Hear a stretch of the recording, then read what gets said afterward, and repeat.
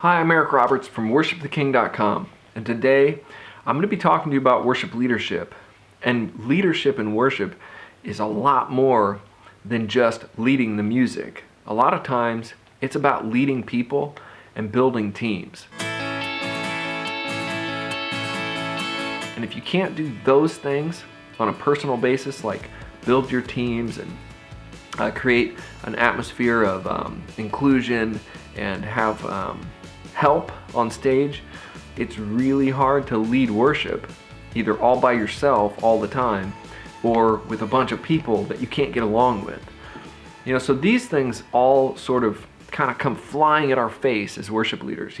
We are start out thinking, I love guitar and I love God and I want to worship, and we start building, going to a church and maybe doing our music, and all of a sudden, bam, it's like all these issues with people and all these pastoral, working with the pastor team and then working inside of a church, and it's like, oh, what happened? And I've seen this really affect people, and it's affected me almost my whole life as a worship leader until I began to sort of develop sort of like the tricks of the trade, and I put them into my Propel Worship Leadership Seminar, and then I began to teach them to others. But I've seen my friends, just be to the point of, I don't want to do this anymore. I've watched people quit, almost quit ministry over nothing that had to do with the ministry, nothing that had to do with the God or the people that we're serving, but just pure leadership inadequacies and kind of caving under the pressure. So there is a lot of pressure to lead worship and to lead a band. I mean, that's a lot of pressure. Just to pull off a service takes a lot of talent and takes a lot of effort, and it also takes a lot of people. And when you get a lot of people, sometimes you can get a lot of problems. And so, or some of you might be saying, my only problem is I don't have any people. I don't have enough people. And so I've created sort of different models. There's two different models when you're building worship teams, and I see them both being used. Mostly I see this one, a bunch of people on stage rotating in and out. So I'm going to talk to you today about building a team model and rotating teams instead of just rotating a bunch of people up onto your worship stage and off. And so in the first model, which I don't like as well, you have a worship team or a worship leader, and then you have all these musicians in this sort of pool of musicians. And then it's like this drummer and that bass player and this guitar player and that singer and this choir this week. And then next week it's that drummer but this bass player and then this guitar player and this. So you're rotating a bunch of musicians around yourself as a worship leader. And so it creates some problems. And one of the problems is it creates a ton of burnout in you and in the people that you're rotating, because there may be only one bass player and so he's always playing, or there may be 6 drummers that want to play, and so now we have they're only playing once a month, so now they don't get to play very much, and then they don't learn the songs, and there's a lot of problems when you're just rotating people on teams. And I've seen my friends who are worship leaders struggle just not being able to get enough people, and then they lose team members, and then they're kind of burned out themselves. They're on stage all the time. And so when you're rotating a bunch of musicians in a church around a worship leader, creating bands, then creating a band, or if you're letting 4 guitar players play all the time, which, just a side note, that's too many guitar players. Nobody needs, I can't think of any modern worship arrangement that actually would need 4 guitar players or 3 keyboard players. So I think that when you're just rotating musicians, this problem happens too. So we have 4 guitar players and 3 piano players and this many 18 singers and 7 altos and 6 basses and 1 tenor. You have sort of whoever is involved, and it's hard as a leader to manage that, and also to look at people and say, well, Cindy and Bob, would you just mind to sit out for a couple weeks? We have too many guitar players. Can you just play next month instead? There's not structure there, and it's really hard. Musicians can get, temperamental. They get upset. You might hurt somebody's feelings, and then you got that whole mess. Well, how do you fix it? Anyway, you can go around in circles with this, and that's why I've created a model where you're rotating teams. It's a team rotation model.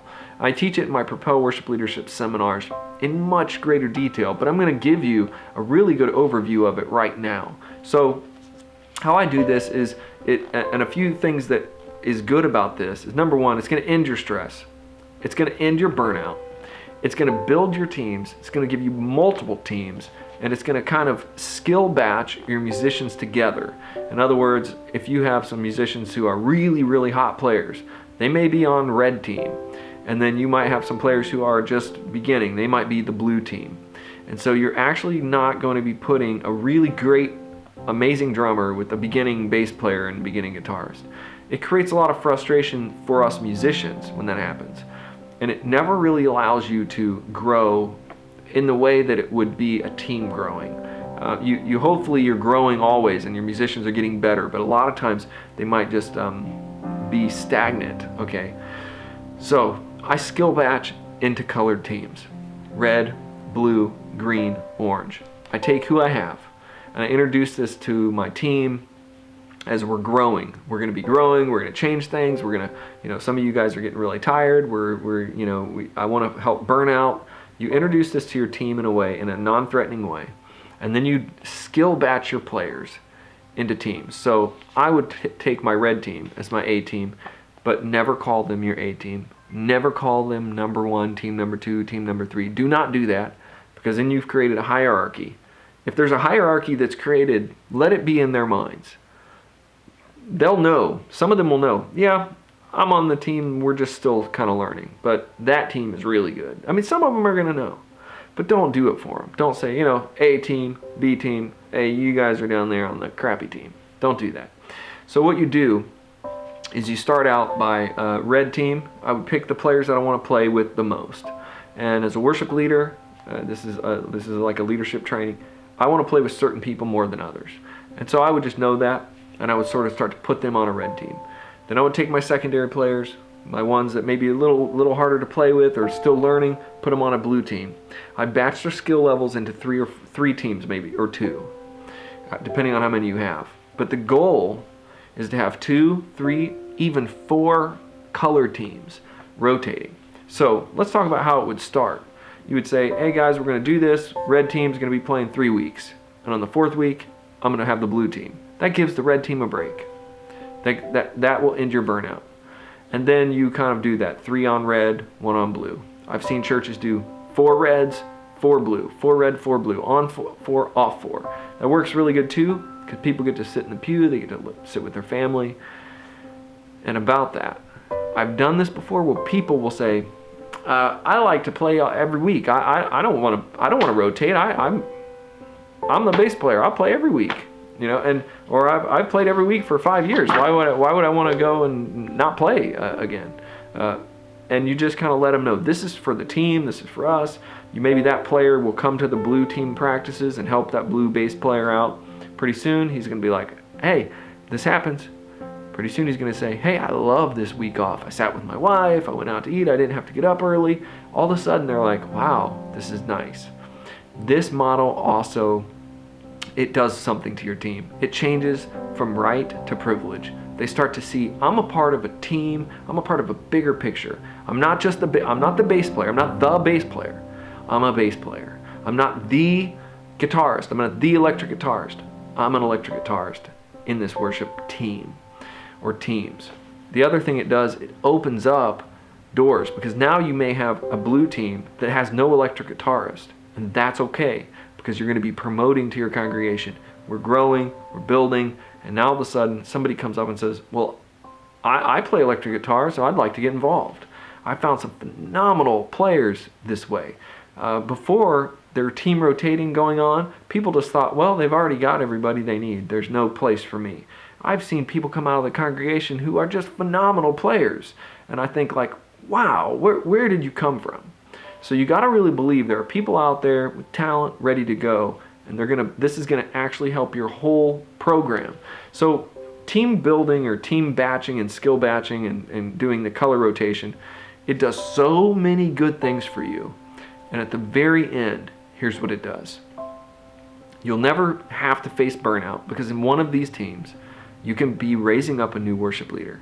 Now, this worship leader may only play once a month or once a quarter, but you're building and developing this team. Now, as a trainer and a worship leader, you're going to the practices for blue team and red team and orange team. You're actually practicing with them. And in some cases, if you have an orange team that's really new, they might not be on except once every 6 months in the beginning. Or I've actually had teams that I started and told them, you won't be on until you're ready. And it's taken 6 months. We practiced every week and built that team until they actually, at that place, had become the team that was leading worship. So all the time. That you kind of can create whole worship teams and develop without, without, I don't want to say it, but I will, without torturing everybody else on the congregation. You don't just have these players up there that don't know what they're doing. In other words, you can work together, training them, building them, and then when they come out on stage for the first time, it's not like that's the first time they're on stage. They've been on stage every week rehearsing, maybe not in front of the congregation, but they're just getting better and better. This works so well for every aspect of your team, like training and getting more people in the door, and also fighting burnout, because in the end, you've got teams that can do it. If you need to be sick for a week, if you need to go on vacation for 2 weeks, you just write yourself out of the rotation and write them in. Some of these teams will be led by you, some of them might not be. That's part of the key. So you want to help yourself not be burned out. It's terrible when you see somebody, I've led worship, for 377 Sundays, and then you just see their face, you can see it in their eyes, they're just exhausted. Nobody wants to do that, but as a worship leader, if you take off a week or two and everything goes smooth, you come back, it just gives you that feeling of, this is my privilege. It isn't my right, and it isn't my job. I have to do this. It's a privilege, and that's another great thing that this does. So if you have any questions, always feel free to ask me, and I'm inviting you to join me at worshiptheking.com. Again, I'm Eric Roberts, and really pray about this. Consider how this can help you, your ministry, your church, and let me know if you have any questions implementing it and getting it going. It really, really, really will change everything for you. All right.